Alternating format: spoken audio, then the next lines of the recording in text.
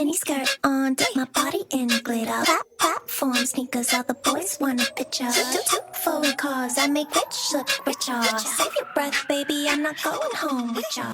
Mini skirt on, dip my body Hello.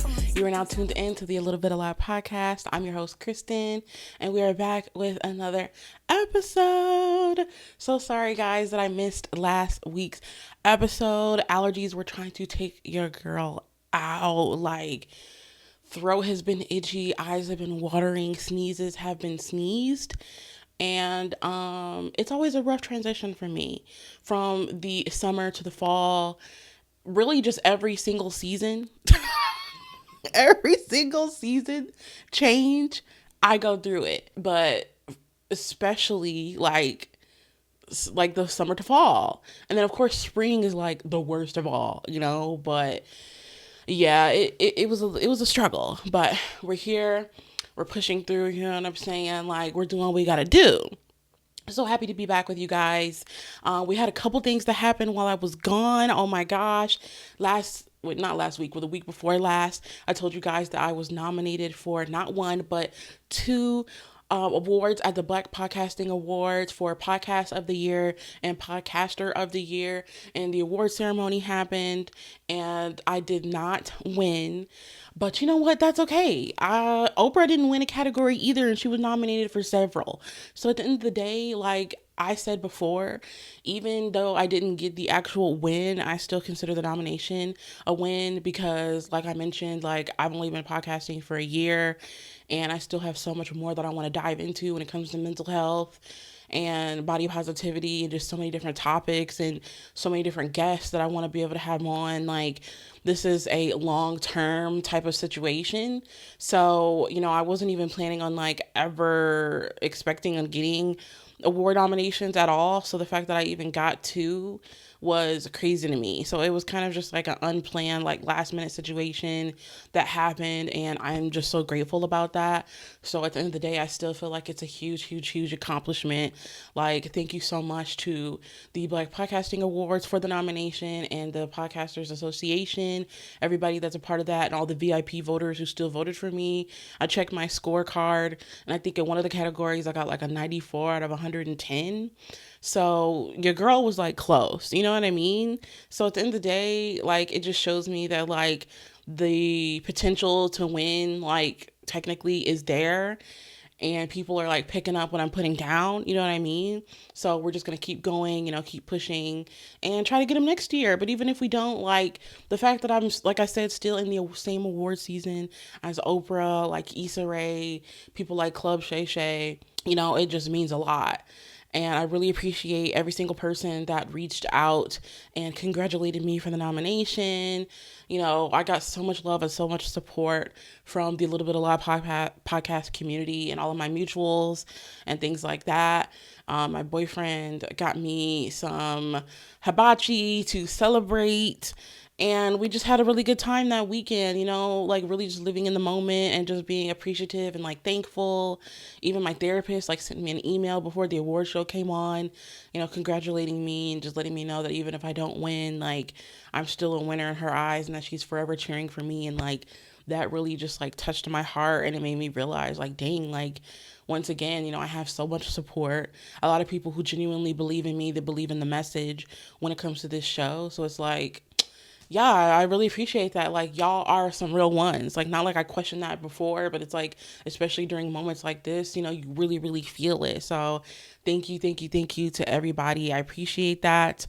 And I also wanted to let you guys know that this is the season finale for season 2. Yes, I know your girl is having a break that is upcoming. We got some like different things that I'm working on with season 3 that is going to be coming up. So I wanted to let you guys know at the beginning of the episode, just in case, so you guys aren't surprised. I will also to make sure that I post everything on my Instagram and TikTok at A Little Bit of Lie Podcast, and on my community page on YouTube at A Little Bit of Lie Podcast, to remind you guys that I have a break, and when I'm coming back, I do plan on coming back on the first week of November. So this is like one of the longer breaks that I've taken, but it's needed so that way I can like gear up and get everything ready for you guys for season 3. Cannot believe that we're gonna be 3 seasons in on the show, but like it's been a long time coming, you know what I mean? So I'm really excited for the things that I have coming up and planned for season 3.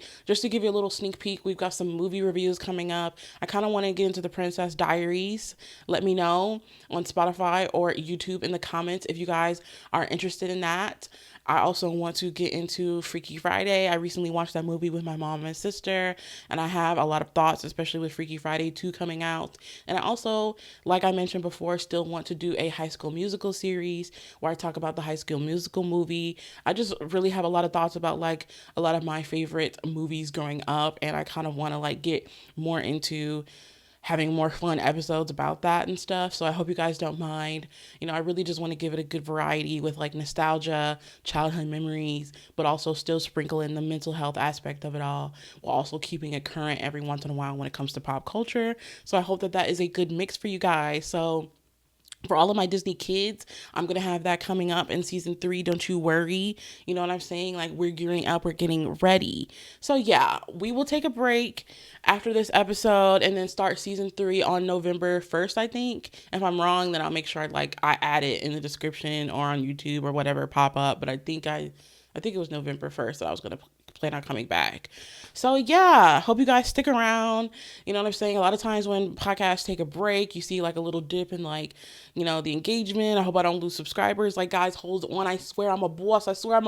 Like, I got things coming for y'all. Let go of me, bro. I'm a boss, bro. Bro, please. I'm a boss. I'm a boss. Look. You gotta stay there. No. Yeah, stay right there. Stay bro. right there. I'm a motherfucking boss, bro.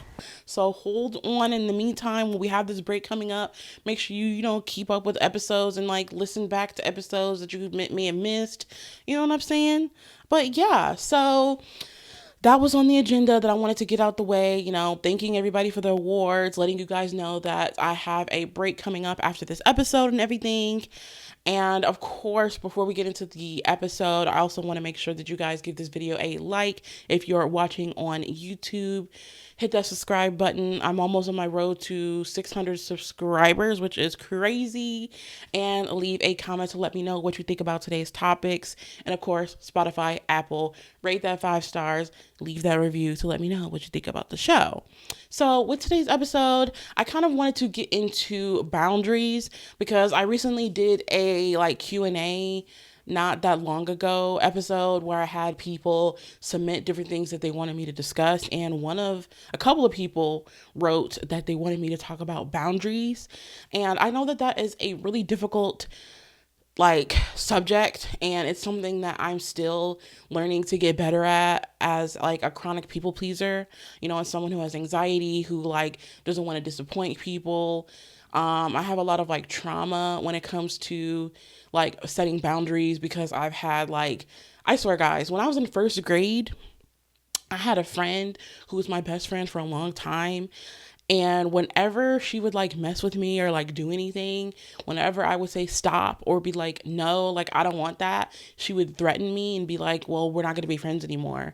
And of course, me being the people pleaser I am, thinking this was going to be my BFF forever.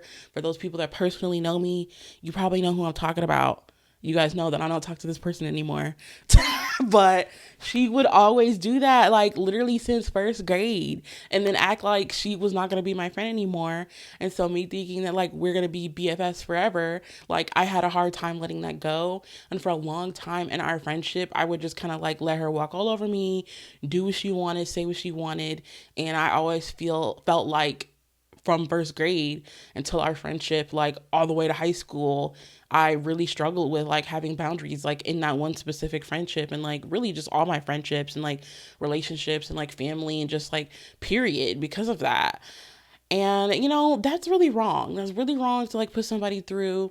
At the end of the day, boundaries are not a bad thing. I know sometimes they can be like looked at as you being rude, or being entitled. But at the end of the day, like boundaries are there to help preserve the relationships. And if the person really cares about you the way that they care about you, they say they care about you, then they will understand that and respect that and know that at the end of the day, like that's something that you're establishing that you're comfortable with or not comfortable with, and they should fall in line, because it's not like, some certain boundaries are like asking for too much. Half the time, whenever you set a boundary, like these type of things can be just like basic human decency. And if that person has a problem with that, then they gotta go. So now I am a lot better ever since like, growing out of the people pleaser era and continuously going to therapy and learning that, expressing how I feel, standing up for myself is something that is really important to me because like I don't tolerate any of the bull. You know what I'm saying? I don't play. I don't bullshit. Okay. I don't BS. Work is work. I'm there to work. If you need me to do something, I'll get the job done. I will shut it down. Ooh. Like, at the end of the day, if there's something that's going on, like I really like to be direct. I like to communicate whatever is going on in my needs when it comes to friendships, family, relationships, like things like that. So you should do the same. So I just figured that I would, really take some time to circle back to getting to addressing the boundaries situation because I really wanted to give it some thought and come up with different opinions that I had on boundaries. So let's get into it. You know what I'm saying? I, once again, have my notes here, so I'm going to be looking down at that if you're watching on YouTube. I think that, especially when it comes to boundaries, I can see why a lot of people, wanted me to talk about this because it's a topic that has really been trending. Like, a lot of creators have been talking about setting boundaries and, like, self-care and really focusing on personal growth, and I love that. Because I feel like it was kind of a taboo thing, like growing up, but now people are being more transparent and like open about it, like more than ever. And I really, really love that. So let's talk about like what boundaries are. Basically, boundaries are rules that we set to protect our peace in our relationships. And if you're wondering like why they matter, because you want to be able to maintain a healthy self-concept and emotional well-being. Like, if you don't have, a safe space for your emotional well-being in your relationships, then like, what's the point? You know what I mean? Like, you got to protect your peace. You have to be able to like feel okay with having that safe space to say what you need to say. So they're important. And I would say like, one example, again, other than the one that I went through is like, well, it basically has to tie in with what I went through because I felt this way. Like, if you've ever been in a situation where you felt drained or, exhausted because you felt like you couldn't say no to somebody, like, that's a boundary issue. So, like I said, with that friend, like, that was literally like exhausting dealing with that person because I always felt like I could not say no. And I do not want to feel that way again, like in any of my friendships or relationships or anything, period. So if you are struggling with it or you're like trying to figure out like what are some signs that you might need better boundaries when it comes to your friendships, relationships, or anything like that, family, some signs are that you might feel like you're always giving to people and you're not getting that back. Like the energy that you give is not reciprocated. You may feel like you always go above and beyond for other people, but they don't do the same thing for you. Or like I said before, feeling, afraid or feeling guilty to say no. And then when you do, you feel bad about it. Like, then that's a sign that you might need to have better boundaries. And another sign that I struggled with, especially that was a sign for me that I needed to have better boundaries, was I was always getting involved in other people's drama, like way too easily. And there was also an issue that I had where I was like always oversharing with certain people that like really didn't need to know certain things. And then that would end up leaving me vulnerable. And it's like, okay, like, no, clearly I know that my relationship with this person in my family is not what I thought it was going to be. So I know going forward, I need to set a boundary and not talk about this, and this with this person type of things. You know what I mean? And another sign that you might have like issues with boundaries is that you're always available. I think that that's something that I struggled with like in therapy a lot, that I had to work on, was like always being available to friends and, even just different family, because I felt like the sign of showing someone that you care is like literally always being there for them, like at the drop of a dime. But that's not healthy for you. And you do have to have some type of boundary to where you have a cutoff. Like if you're busy, you can't just stop, drop, and roll and like tend to what other people have going on. Like you should not always be available. And at the end of the day, if they need something and it's really that urgent, then like they should be able to text you. You know what I'm saying? If they keep calling, like, okay, text me and let me know if it's something that you really need. Because half the time it's really not that serious and it can wait. And you can just focus on what you got to do and you want to do, and then be available when you're ready. So that was something that like I continuously have to work on. It was like not always being available boots when it comes to certain people. And another sign that you might need to get better with boundaries is that you have trouble like speaking up when someone disrespects you.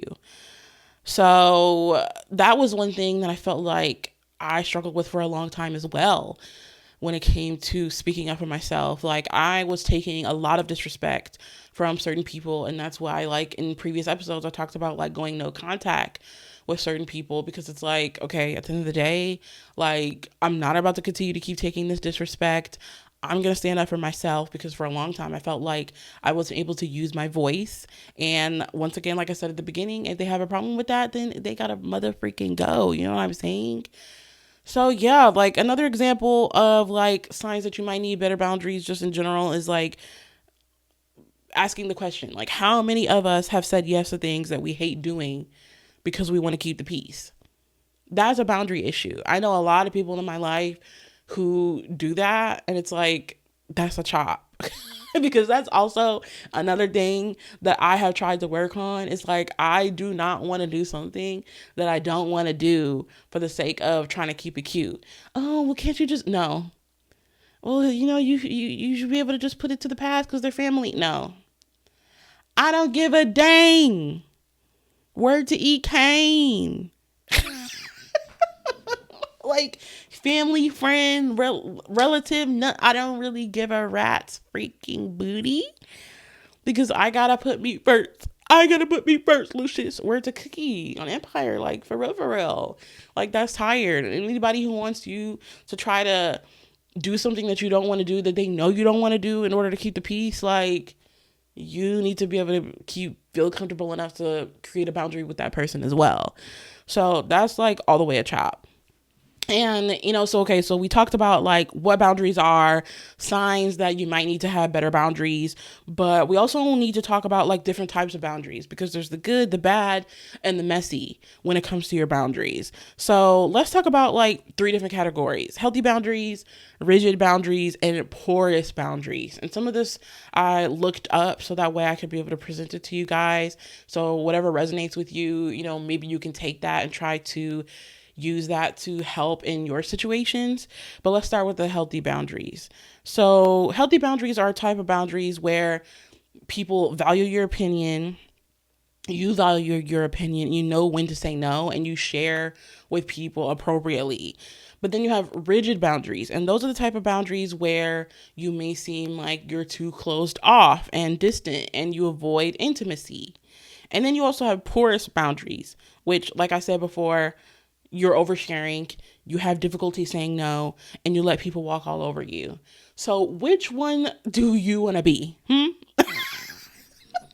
Like, which one do you want to be? You want to be rigid? You want to be porous? Or do you want to have healthy boundaries? In 2024, open the door. I would say that we need to have, say it with me, healthy boundaries. Value your opinion, babes. Because at the end of the day, nobody else is going to do it off rip but you. Put you first.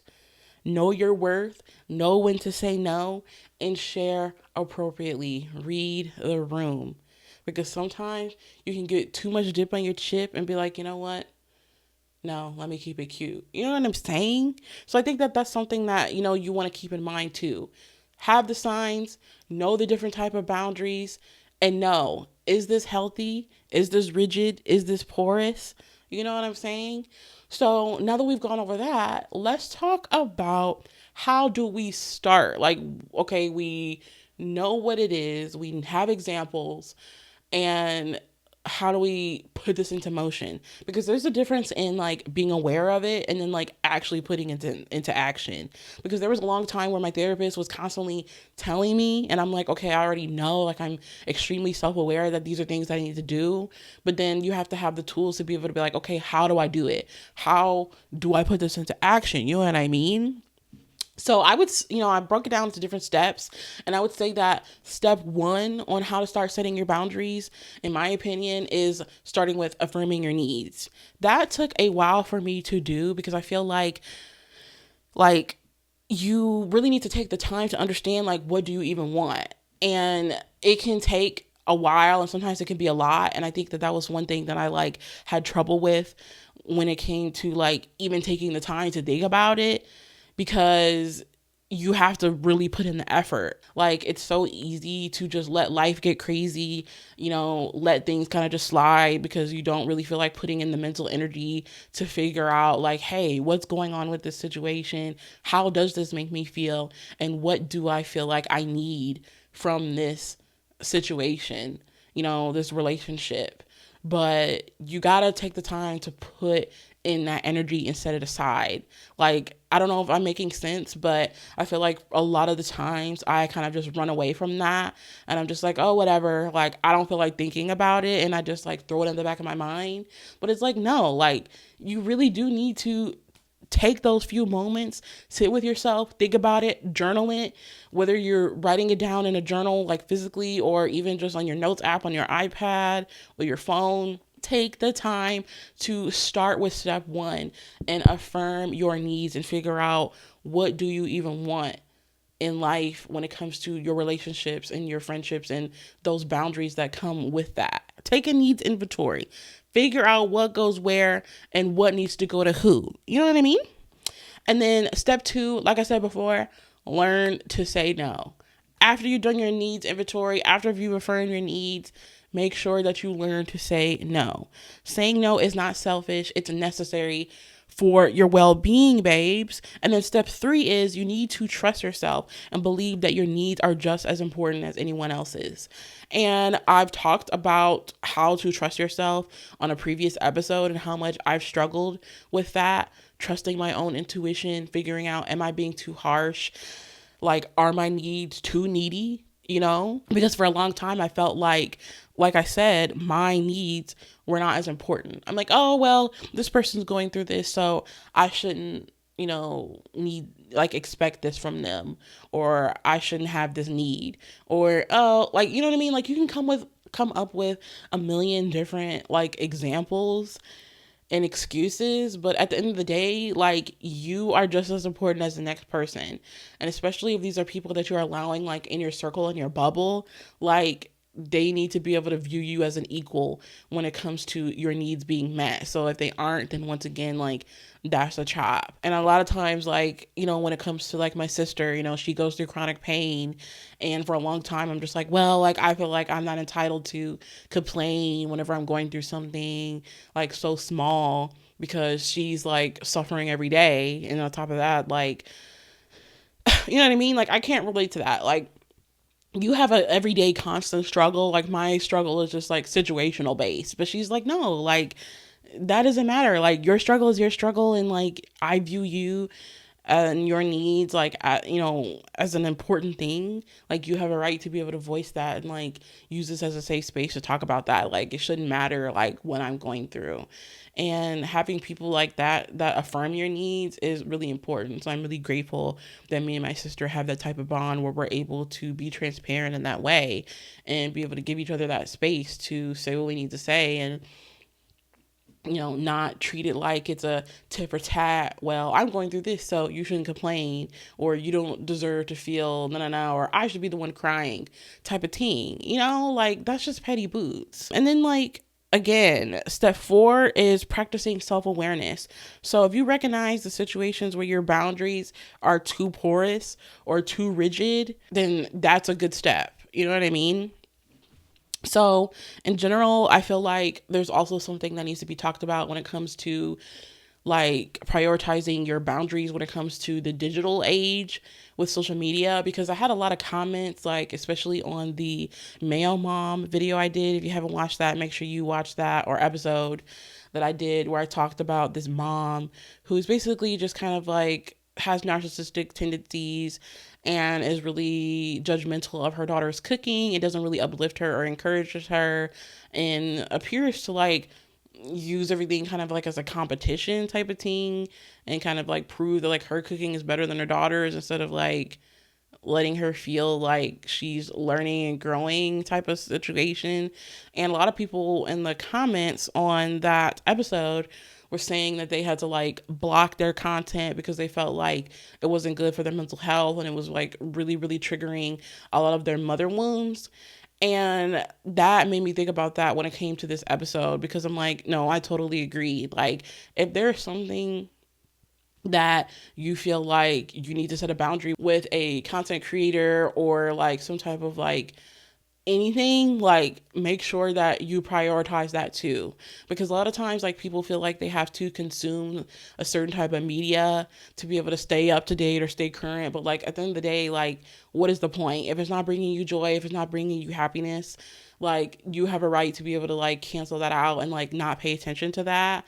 And I know a lot of times people are like, well, you need to stay informed, or you need to know what's going on. But it's like, girl, at the end of the day, if I need to be a little bit clueless for the sake of my mental sanity, then like I need to do that. Another example is like me personally, like the election stuff is like stressing me the frick out, and I never want to like get into politics and stuff like on my platform, because it gets a little like iffy when it comes to like people sharing who they're voting for and all this kind of stuff. But at the end of the day, it's like I plan on voting, and I know what side of history that I want to stand on and back behind. But at the end of the day, like these commercials have been going crazy, and it's like it really meshes with my mental health every single time it's like time for voting. But I feel like especially when it comes to like this election, girl, like you got commercials being like, Trump is like, Kamala sucks.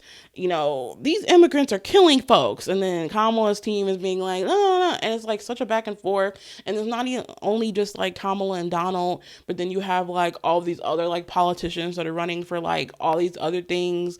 And I have no idea who half of these people are. And they're basically just throwing shots at each other through their commercials. And I'm like, this is too much, babe. Like, I can't take it. So I personally make sure that to a certain extent, I'm like up to date with what's going on, and I'm confident in my voting decision. And then after that, I'm not engaging with anything else, because like I can't take it. Like those commercials come on, mute. I'm not paying attention until my show comes back on, because like, what? It is so crazy. It's every single commercial. And not only is it on Hulu, but then you have to deal with them on Peacock. Then half the time, YouTube. Like, then you get on TikTok, like X. Like, it's everywhere. Like, no. Like, it's usually too much. So yeah, make sure that you're protecting your peace and setting boundaries, like when it comes to the digital age as well, not just your relationships. And also not only just like the content and like media that you're consuming, and having boundaries with that, but like even if it comes to like people, if someone is feeling like you owe an explanation for not responding to a DM, then you have to have digital boundaries in that way too, because a lot of times I feel a lot of pressure to respond right away when I get a message. But at the end of the day, like life is hectic, life is crazy. I have to put myself first. Sometimes I see a message, sometimes I don't. But like at the end of the day, I'll get to it when I get to it. And if anybody in my life like doesn't understand that or respect that, then I'm sorry, like then that becomes a them problem, So don't feel like you always have to like rush to hurry up and answer stuff. as well when it comes to being online or text messages and things like that as well. After that, when you look at the different type of boundaries, see the signs that you might need better boundaries, and you start trying to implement them, and on top of that, keeping in mind of how boundaries need to be placed in the digital age as well, then you have signs that will show that you're doing your boundaries right. And those will show up as you're being comfortable finally with saying no without having guilt. You don't feel drained after spending time with certain people. You won't be afraid to communicate your needs and expectations with others. And then you'll know when to disconnect and take time for yourself. So basically, in conclusion, boundaries are all about self-respect and making sure that you're living your life authentically. So whether, you're saying no to something small or identifying an area where you need stronger boundaries, I would say start with that going forward is my advice. Like overall, it is a really difficult thing to get into and continuously try to be aware of every single day. Different things come up where you have to constantly reassess and figure out, how do I feel about this? How would I go about this when it comes to setting up this boundary, not only in the real life, but online as well. But I still feel like it's important to take that time to think about it. I hope that this helps for anybody who had questions about that or was wondering like how I go about establishing and viewing and taking care of boundaries in my personal life. It's hard. At the end of the day, I'm not saying that it's easy, but I would say that it's worth it, right? Like, there are still some days where I still have to fight the guilt about speaking up, but at the same time, the satisfaction that comes with knowing that I did do what I needed to do for me is the most important thing for me at the end of the day. So yeah. Oh my God, guys. Also, have you guys heard, I know this has like nothing to do with the episode, but I kind of wanted to talk about it really quick. There was a scandal that was going on in Detroit, because you guys know, like, I live in the Michigan area. And in Detroit, they had a quote unquote Bridgerton ball. And I talked about this before in my Bridgerton episode. I went to the official Netflix Bridgerton ball that was literally on the flyer, and the website says that it was hosted by Netflix and Shondaland, So we had like real outfits from the set, like on display, you know what I mean? Like different themed drinks and snacks and pictures and different like dances and different things like that were set up, and performances, and it was worth the money. But I heard that in Detroit, they had a Bridgerton ball that was not hosted by Netflix or Shondaland or anything like that. And a few people like that know me, in real life, like that know that I love Bridgerton, were like trying to tell me about it, but I immediately was like not interested a few months ago, because I'm like, first of all, I've already been to a Bridgerton ball. Like, it's kind of a one and done thing. At the end of the day, like, I put in a lot of work for my outfit for the event, like, especially when you're trying to like give Regency era outfit, like, and you want to serve cunt, like, it is going to put, have a lot of effort that goes into it with ordering different things. So I'm like, I don't want to go through that again. Like, I slayed it down boots the first time, don't need to run it back. And secondly, I knew that it was not an official event. So I'm like, I'm not going to set myself up for failure. And turns out, like, I was right, because the event was like literally giving scammer bammer. Like, people were saying that the event was hosted in this small venue that was like 3 floors, and it was hot in there. It was stuffy. There wasn't enough room. People were like squished in, they said. And allegedly they only had like one person who was like an exotic dancer as the performance. And then when people went to go and like take their pictures, it was in front of this like raggedy backdrop that they said was like allegedly not even like ironed out. Like, if you're gonna order a backdrop on Amazon, make sure that it's not wrinkled at least. Like, what? Yeah, and then they said that like the food was not even good that they offered. They didn't have like any other entertainment, and a majority of the night people were dressed up down to the tens and were just sitting on the floor on their phones, bored because there was nothing to do. So at the end of the day, like dang, I just feel so sorry to everybody who attended that event and got scammed. Some people were saying that they were like disputing the charges with their credit card company because they were like, I did not get my money's worth. And a lot of people were really upset because they paid, put all the effort in for their outfits and like travel. A lot of people like weren't even from Detroit and they came and flew in and stayed, and booked hotels and stuff like that, which I did the same thing. Like when I went to the Chicago one, I had to like drive and pay for hotel and stuff like that. But like, at least I knew that it was an official event. So, that sucks. But at the end of the day, I feel like it's also a learning lesson. So for anybody out there that's listening, like when it comes to events like this, like do not go unless you see that this is an official event. Like I don't even see how that's even legal for like other entertainment companies to even throw something together and be legally allowed to even use the word Bridgerton and say it's a Bridgerton ball. Like, isn't that a violation, like legally? Because you're not officially with Netflix, like, or Shondaland. So hopefully the Bridgerton, like ball goes back on tour again, because they were bringing the ball to like different cities, like the official one. And then people who missed out on the one like that I went to can go again and like actually get their real experience.